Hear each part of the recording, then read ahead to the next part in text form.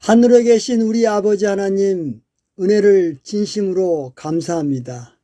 이번 연말 기도제를 통하여 하나님의 전신갑주를 입으라는 총 제목으로 오늘 수요일 기도주일의 강사이신 이정환 목사님에게 하늘의 영적인 말씀을 전할 수 있도록 도와주시옵소서. 오늘의 말씀인 의의 흉패 평안의 복음에 준비한 신을 통하여 우리가 예수님의 재림을 준비할 수 있도록 도와주시오니 감사합니다. 우리는 지난 1년 동안 우리는 정말로 예수님의 은혜가 아니었으면 견디기 힘든 매일의 생애가 보냈습니다. 전 세계적으로 코로나로 우크라이나의 전쟁으로 교회가 선교에 많은 어려움이 직면하게 되었고 이태원의 사고로 인하여 우리 국민들이 어려운 가운데 이번 연말 기도주를 통하여 다시 한번 하늘의 말씀을 통하여 주님의 위로를 이 시간 듣기를 원합니다. 마음의 문을 열기를 원합니다. 주님 말씀하여 주시옵소서. 우리가 듣기를 원하오니 성령을 보내 주시옵소서. 예수님의 이름으로 기도합니다. 아멘. 재림 성도 여러분, 안녕하십니까? 하나님의 전신갑주를 입으라 세 번째 시간입니다. 먼저 하나님의 말씀 에베소서 6장 10절부터 18절의 말씀을 봉독하겠습니다. 끝으로 너희가 주 안에서와 그 힘의 능력으로 강건하여지고 마귀의 간계를 능히 대적하기 위하여 하나님의 전신갑주를 입으라. 우리의 씨름은 혈과 육을 상대하는 것이 아니요 통치자들과 권세들과 이 어둠의 세상 주관자들과 하늘에 있는 악의 영들을 상대함이라. 그러므로 하나님의 전신갑주를 취하라. 이는 악한 날에 너희가 능히 대적하고 모든 일을 행한 후에 서기 위함이라. 그런즉 서서 진리로 너희 허리띠를 띠고 의의 호심경을 붙이고 평안의 복음이 준비한 것으로 신을 신고 모든 것 위에 믿음의 방패를 가지고 이로써 능히 악한 자의 모든 불화살을 소멸하고 구원의 투구와 성령의 검 곧 하나님의 말씀을 가지라. 모든 기도와 간구를 하되 항상 성령 안에서 기도하고 이를 위하여 깨어 구하기를 항상 힘쓰며 여러 성도를 위하여 구하라. 오늘 이 시간에는 하나님의 전신갑주 중 두 번째와 세 번째 무장인 의의 호심경과 평안의 복음이 준비한 신에 대해서 살펴보도록 하겠습니다. 저희는 신앙이 영적 전쟁이기에 이 전쟁을 수행하는 하나님의 군인들이 갖추어야 할 신앙의 무장들을 하나하나 살펴보고 있습니다. 지난 시간은 진리의 허리띠를 살펴보았습니다. 이제 두 번째 무장인 의의 호심경을 함께 연구하겠습니다. 하나님의 전신갑주 두 번째 복장은 의의 호심경입니다. 호심경 혹은 흉배는 인간의 생명과 직결되는 모든 신체 기관이 집중되어 있는 가슴과 배를 보호하는 갑옷을 지칭합니다. 바울 당시의 전쟁은 칼과 창으로 직접 사람을 베고 찌르는 전투였기에 가슴을 보호하는 것은 굉장히 중요한 군인의 무장이었습니다. 그래서 로마군은 호심경을 착용했습니다. 고대 로마군이 사용한 흉갑은 시대의 변화에 따라 여러 종류를 사용했지만 금속판 조각들을 연결한 갑옷을 보통 입었다고 합니다. 로마군은 원정하는 경우가 많았기에 행군의 편리를 위해서 몸 전체를 가리지 않고 중요한 심장과 장기를 보호하기 위해 상체만 가리는 갑옷을 착용했었습니다. 바울은 바로 이 로마군의 흉갑을 보고 우리 또한 영적 전쟁에서 사탄의 공격으로부터 우리의 영적 심장을 보호할 의의 호심경을 착용하라고 권면하고 있는 것입니다. 우리의 대적 사탄이 우리를 공격하는 대표적인 방법 중 하나는 계속적으로 정죄하고 참소하는 것입니다. 계시록 12장 10절은 사탄의 정체를 우리에게 이렇게 기록하고 있습니다. 우리 형제들을 참소하던 자, 곧 우리 하나님 앞에서 밤낮 참소하던 자가 쫓겨났고 바로 사탄을 참소하던 자라고 그의 정체를 공개해주고 있습니다. 여기서 참소자는 카테고르라는 단어로 고소자, 비난자를 의미합니다. 사탄은 계속적으로 고발하고 고소하고 비난하고 정죄하는 것이 그의 사명입니다. 하늘에서 반역을 주도한 이래 현재까지 이 땅에서 그의 공격은 바로 하나님의 백성들을 향한 계속적인 고소와 비난 그리고 정죄입니다. 사탄이 우리를 계속해서 고발하고 정죄하는 이유가 무엇일까요? 그렇습니다. 우리 스스로 무너지게 하기 위해서입니다. 계속적으로 누군가로부터 우리 자신의 잘못과 부정 그리고 실수와 실패를 지적받으면 어떻게 될까요? 자신에 대한 실망은 좌절로 낙심으로 번지며 나아가 자신 스스로도 자신을 포기하는 상태가 될 수밖에 없습니다. 스스로 자신 내부에서부터 무너지는 것이죠. 열왕기상 19장에 기록되어 있는 엘리야의 삶으로 잠깐 들어가 보실까요? 열왕기상 18장은 선지자 엘리야의 생애 가운데 가장 빛났던 기록들로 가득 채워져 있습니다. 갈멜산의 승리, 그리고 가뭄을 끝내는 담비의 기적. 그러나 19장의 엘리야는 18장의 엘리야와는 완전히 다른 사람이 되어 있습니다. 사람들로부터 도망하여 자신의 삶을 끝내고 싶어하는 깊은 우울과 절망에 빠진 엘리야를 만나게 됩니다. 엘리야가 이렇게 짧은 시간 동안에 좌절의 나락으로 떨어진 이유가 무엇일까요? 그날에 있었던 일을 열왕기상 19장 2절에서 4절은 이렇게 기록하고 있습니다. 이세벨이 사신을 엘리야에게 보내어 이르되 내가 내일 이맘때에는 반드시 내 생명을 저 사람들 중 한 사람의 생명과 같게 하리라. 그렇게 하지 아니하면 신들이 내게 벌 위에 벌을 내림이 마땅하니라 한지라. 그가 이 형편을 보고 일어나 자기의 생명을 위해 도망하여 유다에 속한 브엘세바에 이르러 자기의 사환을 그곳에 머물게 하고 자기 자신은 광야로 들어가 하룻길쯤 가서 한 로뎀 나무 아래에 앉아서 자기가 죽기를 원하여 이르되 여호와여 넉넉하오니 지금 내 생명을 거두시옵소서. 나는 내 조상들보다 낫지 못하니이다 하고. 이세벨이 군사를 보내 엘리야를 납치해서 고문하고 감옥에 가두었습니까? 엘리야를 지지하는 사람들을 모두 검거해서 사륙했습니까? 아닙니다. 이세벨이 사람을 보내 엘리야를 죽이겠다고 위협했을 뿐입니다.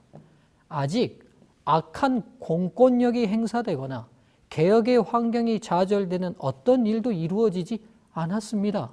그런데 엘리야는 도망갔습니다. 그런데 엘리야는 포기했습니다. 바로 엘리야의 내면에서 스스로 무너졌기 때문입니다. 낙담은 가장 영웅적인 믿음도 흔들 수 있고 가장 확고한 의지도 약하게 할 수 있다. 사탄은 우리의 부족, 우리의 실수, 우리의 죄악들을 하나도 놓치지 않고 여실히 드러냅니다. 그리고 그 사실에 기초해서 우리를 공격합니다. 저에 대해서도 사탄의 이런 공격은 예외가 아닙니다. 목사라고 하면서 네가 이러고도 목사냐? 몇 월 며칠 무슨 죄, 몇 월 며칠 무슨 죄, 몇 월 며칠 무슨 죄, 이렇게 계속적으로 죄 짓고도 성도들에게 설교할 용기가 어디 생기냐? 도대체 너라는 인간은 양심이 있는 것이냐? 적어도 사람이라면 일말의 양심이 있어야 할 것 아니냐? 어느 것 하나 틀린 말이 없습니다. 제 마음속 양심은 계속해서 견딜 수 없는 공격에 상처가 납니다. 이제라도 목회를 그만두는 것이 옳은 것이 아닐까 하는 생각이 제 자신을 엄습해 올 때가 있습니다. 이렇게 죄 많고 이렇게 나태하고 이렇게 사랑 없으면서 무슨 예수의 제자의 길을 간다는 말인가, 이런 생각이 저를 엄습해 옵니다. 사탄의 고발은 모두 사실입니다. 저는 어떻게 해야 합니까? 그러나 저는 사탄의 고발 앞에 분명한 한 가지를 기억합니다. 저희들에게 우리의 의가 아닌 바로 그리스도의 의가 있다는 사실입니다. 제가 죄인이라는 것도 사실이지만 저를 위한 예수 그리스도의 사랑이 있다는 사실은 더욱더 명백한 진리입니다. 맞습니다. 옳습니다. 사탄의 모든 공격은 사실입니다. 제가 바로 그 죄인입니다. 그래서 죽어 마땅하고 멸망받아 마땅합니다. 저에게 의로움이란 하나도 없습니다. 그러나 저의 이런 모든 상태를 아시면서도 그럼에도 불구하고 날 사랑하셔서 나를 대신하여 죽으시고 나를 살리신 십자가의 의가 있습니다. 바로 그분께서 입혀주신 의가 있습니다. 사탄이 저희를 공격해 올 때 저희는 그대로 인정해야 합니다. 사탄의 공격을 부인하지 말고 진실되게 받아들여야 합니다. 그리고 더 중요한 진실, 바로 우리를 위한 의의 호심경, 우리를 위한 십자가의 갑옷이 있다는 사실을 기억하고 입어야 합니다. 고발자, 참소자, 정죄자인 사탄이 우리의 양심을 찌르려 할 때 그리스도께서 십자가를 통해 만들어주신 의의 호심경으로 그 칼날을 막아내야 합니다. 저희의 영적 전쟁에서 원수 사탄의 정죄와 고발의 칼을 막아낼 수 있는 유일한 방법은 바로 그리스도의 의의 호심경뿐입니다. 의의 흉배를 붙이고 그대 자신의 의가 아니요 그리스도의 의의 흉배이다. 이것이 영혼의 요새이다. 우리는 우리 앞에 앞서가는 그리스도의 의로 말미암아 도덕적인 어둠을 물리치고 악마의 괴계를 능히 꿰뚫을 수 있다. 아멘. 이 얼마나 감사하고 이 얼마나 놀라운 사실입니까? 이 의의 호심경을 준비하신 하나님의 은혜를 찬양합니다. 오늘도 혹시 여러분의 죄 때문에, 여러분의 부족 때문에, 여러분의 실수 때문에 스스로 좌절하고 낙심한 분들이 있습니까? 그 분명한 사실이 너무 아파서 양심이 찔리고 고통스러운 분이 계십니까? 우리가 죄인 되었을 때 이미 우리의 이 모든 것을 아시고도 우리를 사랑하셔서 죄 없으신 예수님께서 자신을 십자가에 죽여 마련해 놓으신 의의 흉배가 있습니다. 사랑하는 재림 성도들이시여, 이제 원수의 공격 앞에 당당히 의의 흉배를 입으시고 그의 칼을 막으십시오. 양심이 찔리면 찔릴수록 더욱 그리스도의 의를 붙들어야 합니다. 죄책감이 밀려오면 밀려올수록 더욱더 그리스도의 의를 가슴에 밀착해야 합니다. 주님께서는 저희가 사탄의 정죄와 고발로부터 보호되도록 하시기 위해 십자가에서 의의 호심경을 완성하시고 저희에게 입히신 것입니다. 누가 능히 하나님께서 택하신 자들을 고발하리요? 의롭다 하신 이는 하나님이시니 누가 정죄하리요? 죽으실 뿐 아니라 다시 살아나신 이는 그리스도 예수시니 그는 하나님 우편에 계신 자요 우리를 위하여 간구하시는 자신이라. 아멘. 하나님의 전신갑주 세 번째 복장은 평안의 복음이 준비한 신입니다. 로마 군인들에게 있어서 중요한 무장 중에 하나가 바로 그들이 신는 신발이었습니다. 단단한 가죽 샌들로서 조여매어 신었는데요. 이 신발에 아주 특별한 점이 하나 있습니다. 바닥에 전부 징을 박았다는 것입니다. 이유가 무엇일까요? 군인이 공격을 하든 방어를 하든 그의 몸놀림이 전술에 따라 자유자재로 움직이기 위해서는 그의 하체가 견고해야 합니다. 그래서 모든 무술의 기본 자세는 그 하체를 고정하는 것에서 시작됩니다.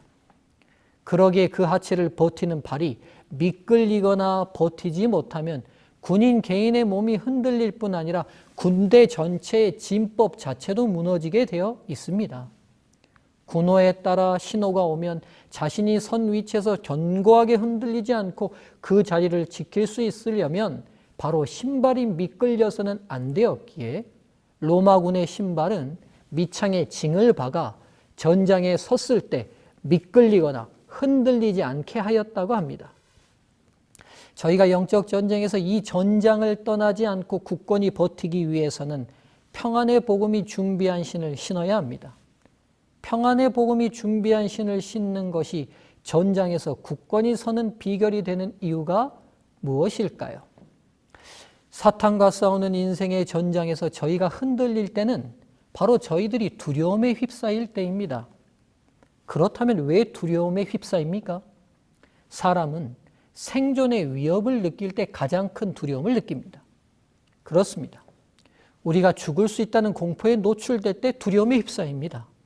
그렇게 두려움에 휩싸이면 아무리 용기 있는 사람도 흔들리게 되어 있습니다.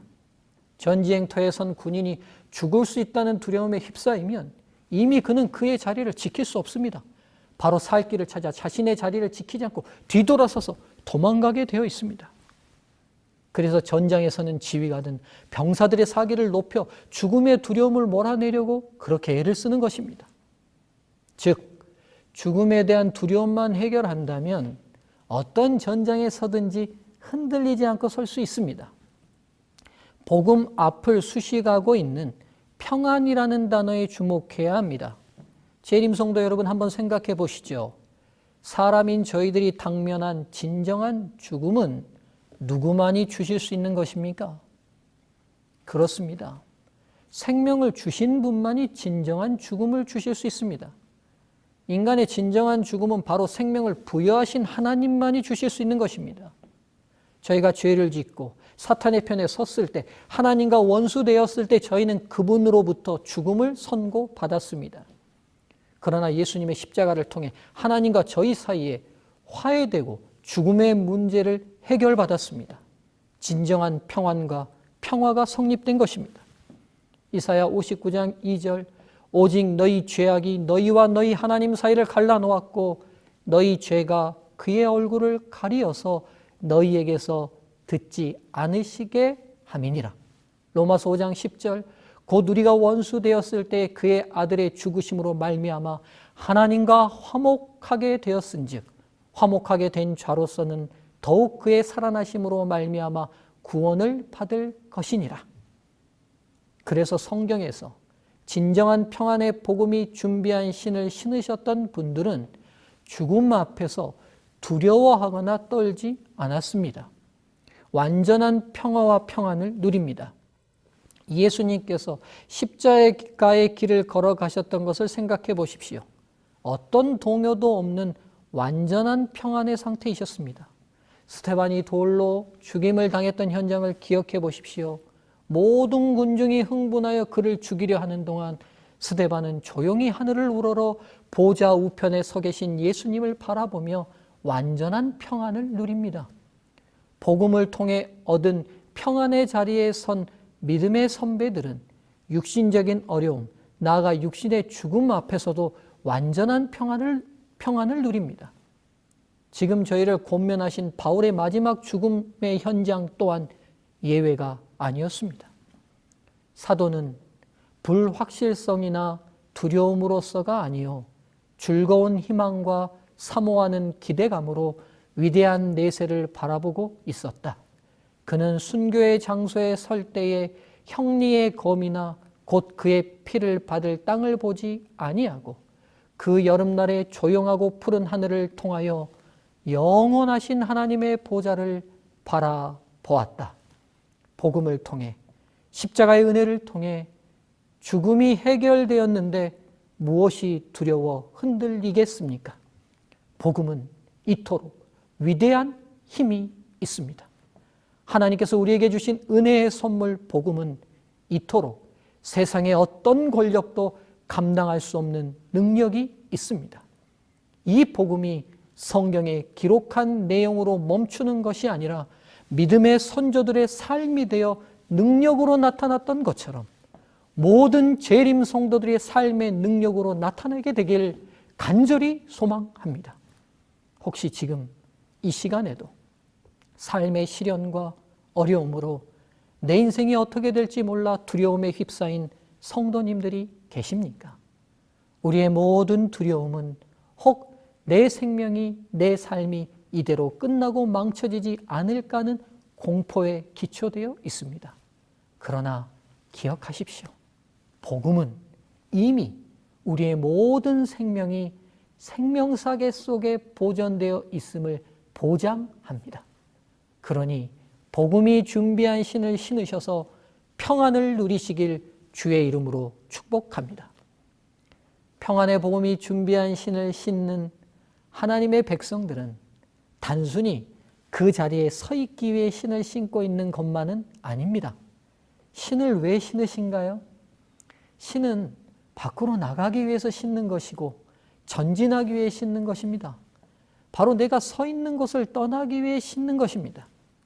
우리에게 평안을 주었던 복음의 신은 다른 사람을 위해 나아가기 위해 갖추는 영적 무장입니다. 나를 평안하게 했던 복음은 복음 없는 불화 속에 사는 사람들을 주님께로 이끌기 위해 기능할 때 바로 힘을 발휘하는 것입니다. 집안에서 신고 있는 신은 거추장스러울 뿐이며 그 기능과 역할을 망각하고 있는 것입니다. 평안의 복음이 준비한 신도 마찬가지입니다. 복음의 신은 다른 사람들에게 나아갈 때야 비로소 완전해지는 것입니다. 좋은 소식을 전하며 평화를 공표하며 복된 좋은 소식을 가져오며 구원을 공표하며 시온을 향하여 이르기를 내 하나님이 통치하신다 하는 자의 산을 넘는 발이 어찌 그리 아름다운가. 사랑하는 재림 성도들이시여, 우리에게 평안을 준 복음을 가지고 나아갑시다. 평안 없이 죽어가는 영혼 곁으로 이 신을 신고 다가갑시다. 전도와 선교가 특별한 행사가 아니라 우리가 매일 아침 외출 때마다 신을 신듯 우리의 일상이 되게 합시다. 매일 복음으로 얻은 평안과 평화를 우리가 만나는 모든 사람들이 경험하게 합시다. 의 안에서 진리를 붙드는 자들은 일어나서 평안의 복음에 예비한 것으로 신을 신고 진리를 알지 못하는 자들에게 진리를 선포하기 위해 나가야 한다.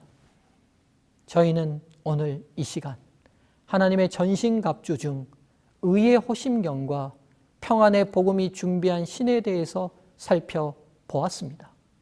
재림 성도 여러분, 사탄의 계속되는 비난과 정죄의 칼날 앞에 예수 그리스도의 의의 호심경을 착용하시고 승리하시길 간절히 바랍니다. 재림 성도 여러분, 두려움에 휩싸일 때 복음이 이룬 평안의 신을 신음으로 승리하시고 나아가 복음의 신을 신고 평안을 증거하는 선교의 삶을 사시길 간절히 바랍니다. 오늘 말씀을 마치겠습니다. 감사합니다.